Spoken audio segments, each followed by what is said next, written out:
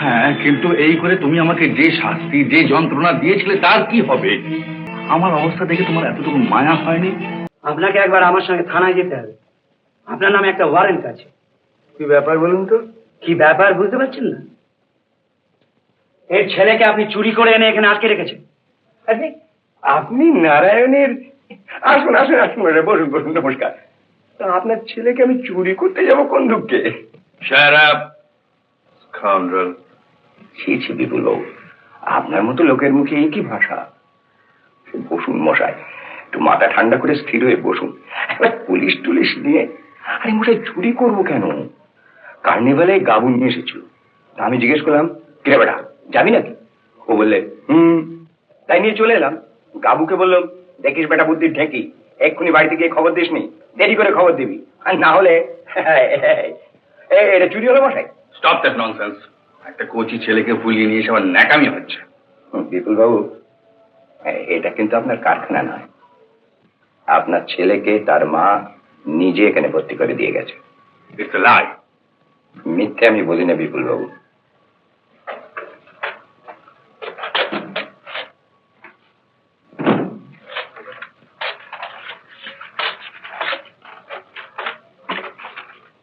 দেখুন, অ্যাডমিশন ফর্মে এটা আপনার স্ত্রীর সই কিনা।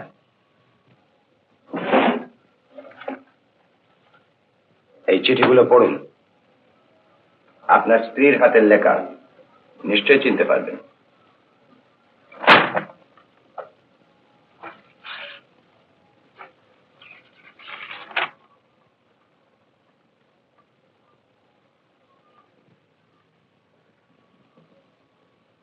প্রতি চিঠিতে একই কথা, একটা শিশুকে তুমি বাঁচাও নন্দদা। সেই শিশু আমার সন্তান, আমি মা হয়ে তাকে বাঁচাতে পারছি না।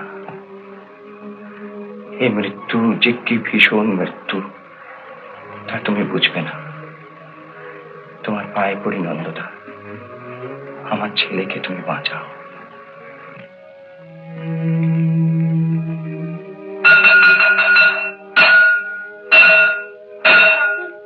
আপনার ঘন্টা বাজলো, আমি এখন যাই। তুমি মাকে নিয়ে চলে এসো, এখানে কত মজা।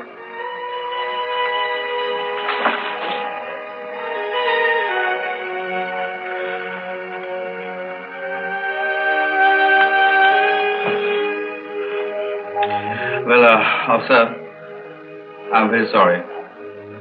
আপনাকে মিথ্যে কষ্ট দিলাম। ঠিক আছে মিস্টার বাগচি, আই আন্ডারস্ট্যান্ড। আচ্ছা, বিপুল বাবু, অনেকটা পথ এসে আপনি ক্লান্ত হয়ে পড়েছেন। চলুন, হাত মুখ ধুয়ে একটু বিশ্রাম করুন। চলুন।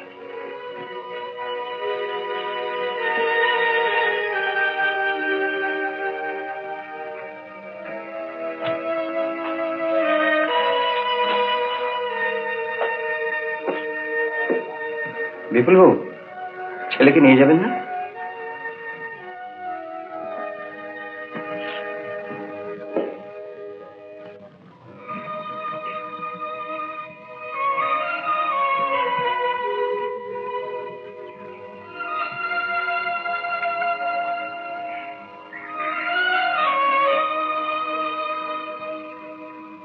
বিপুল বাবু,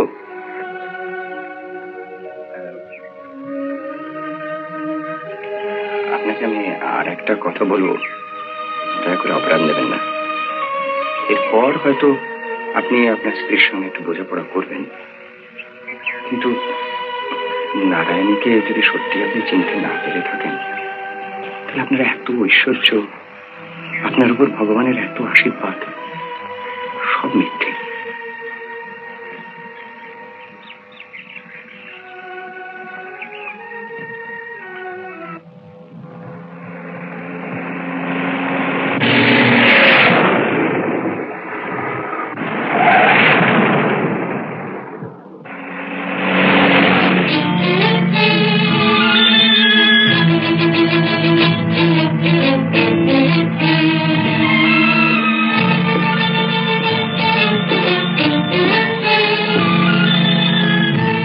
সাহসে এই কাজ করলে? বলো, তোমার কি কৈফিয়ত দেওয়ার আছে বলো। আমার বই হয়েছে, তুমি তো জেনে এসছো। আমার ছেলেকে তুমি এইভাবে দিয়ে দিতে পারো? কোন অধিকার আইবার জন্য?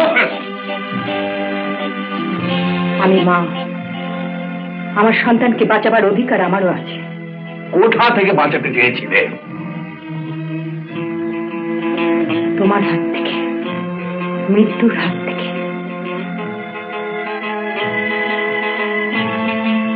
ভয়ঙ্কর অন্ধকার গুহার মধ্যে তোমার বাস, একটা সোনার গারদখানার মধ্যে। এখানে আলো নেই, বাতাস নেই, প্রাণ নেই, মুক্তি নেই। আমার ছেলেকে সেই যক্ষপুরীর মধ্যে তুমি টেনে নিতে চেয়েছিলে, কিন্তু আমি মা হয়ে সইতে পারলাম না। হ্যাঁ, কিন্তু এই করে তুমি আমাকে যে শাস্তি, যে যন্ত্রণা দিয়েছিলে তার কি হবে? বলো, তার কি হবে? আমার অবস্থা দেখে তোমার এতটুকু মায়া হয়নি? হয়েছিল।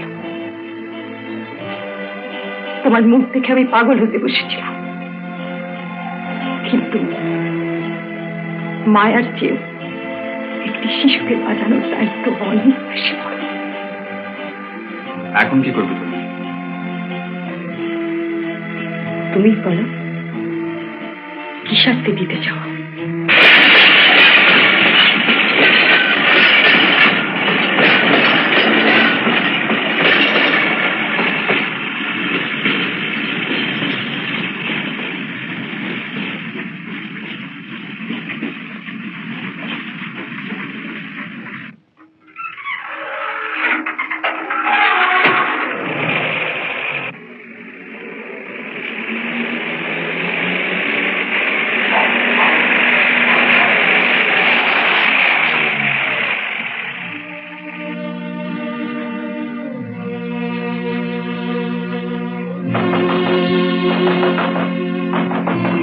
দিদিমণি, দিদিমণি, সাহেব এসে গেছেন। কি হবে দিদিমণি? সাহেব আমাদের কিছুতেই ক্ষমা করবেন না।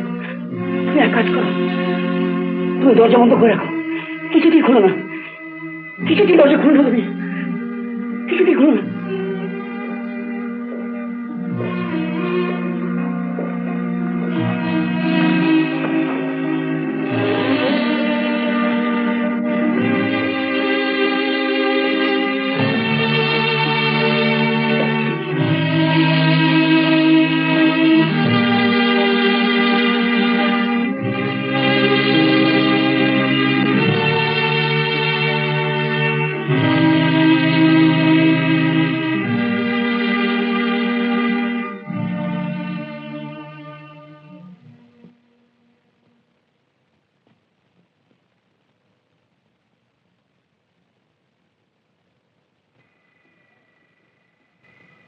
শাস্তি দেবে ভাবছ?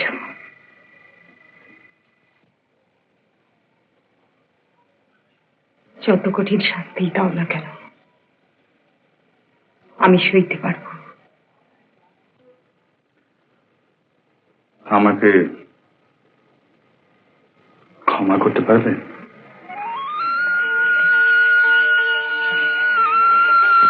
পারবে না নারায়ণ?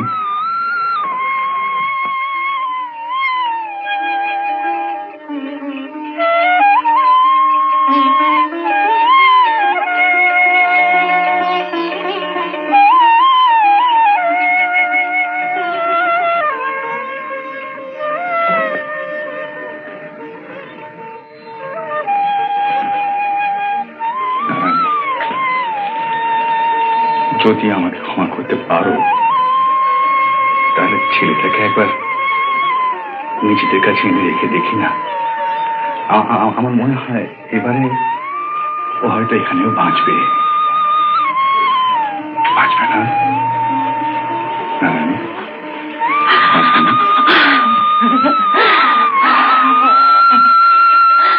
উত্তম কুমারের সেরা সিনেমা দেখতে হলে ডাউনলোড করুন ক্লিক অ্যাপ।